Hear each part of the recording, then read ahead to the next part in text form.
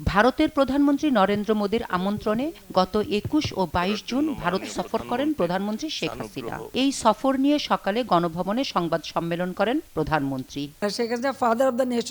এ সময় সাংবাদিকদের প্রশ্ন উত্তরে উঠে আসে দেশের মধ্য দিয়ে ভারতের পণ্যবাহী নতুন রেল চুক্তির প্রসঙ্গটি। বাংলাদেশ স্বাধীনতার আগেও বিভিন্ন সীমান্ত দিয়ে রেল যোগাযোগ ছিল। প্রধানমন্ত্রী শেখ হাসিনা বলেন, যারা দেশ বিক্রির কথা বলে প্রকাশ্যে ভারতের বিরোধিতা করলেও ভারতে গিয়ে ক্ষমতার জন্য তারাই পা ধরে বসে থাকেন। সেই সার্বভৌমত্ব রক্ষা এবং সক্রিয়তা বজায় রেখেই আমরা বন্ধুত্বপূর্ণ সম্পর্ক রেখেই কাজ করছি। আজকে এই যে আমরা সমস্ত যোগাযোগ ব্যবস্থা খুলে দিলাম, তাদের সবথেকে বেশি লাভবান তো আমাদের দেশের মানুষ। যেখানে বিক্রি আমরা করি না, যারা কথা বলে তারা বাঁচার জন্য অথবা ওই ইউজ মি মানে ব্যবহার করুন আমাকে এই নিয়ে বসেই থাকে। এটা হলো বাস্তবতা। শেখ হাসিনা এই দেশকে বিক্রি করে না। সংবাদ সম্মেলনে উঠে আসে আলোচিত নোবেলজয়ী অর্থনীতিবিদ ডক্টর মোহাম্মদ ইউনূসের বিরুদ্ধে চলমান মামলার বিষয়গুলো। জবাবে প্রধানমন্ত্রী বলেন, ডক্টর মোহাম্মদ ইউনূস যাদেরকে বঞ্চিত করেছে তারাই মামলা করেছে, সরকার কিছুই করেনি। তো লেবাররা মামলা করছে, মামলা কিন্তু সরকার করেনি।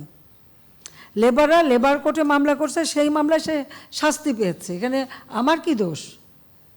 এমনকি যশোরে যে একটা এলাকায় হিলারি ক্লিন্টনকে নিয়ে যে সমস্ত পরিবারকে মাইক্রো ক্রেডিট দিয়েছিল, সেই পরিবারগুলি কোথায় এখন? খোঁজ করেন।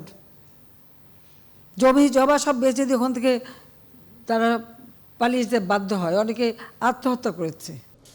এ সময় প্রধানমন্ত্রী কাঙ্ক্ষিত তিস্তা ও গঙ্গা চুক্তি নবায়নের বিষয়ে এই সফরের আলোচনার বিষয় তুলে ধরেন। মানে হিমালয় রেঞ্জের যে নদীগুলি চলে আসে, এই নদীগুলি নিয়েই কিন্তু নানা ধরনের দ্বন্দ্ব আছে, সমস্যাও আছে, আবার সমাধানের পথও আছে। আমাদেরকে চীন তারাও এই প্রস্তাব দিয়েছে, ভারতও প্রস্তাব দিয়েছে। অবশ্যই আমি এটা বিবেচনা করব, কোন প্রস্তাবটা করলে পরে আমার দেশের মানুষের কল্যাণে আসবে আমি সেটাই গ্রহণ করব। কোন প্রস্তাবটা নিলে আমার মানে লোন কতটুকু নিলাম, কতটুকু আমাকে শোধ দিতে হবে, দিতে কতটুকু পারবো, এসব কিছু বিবেচনা করেই তো আমাদের করতে হবে।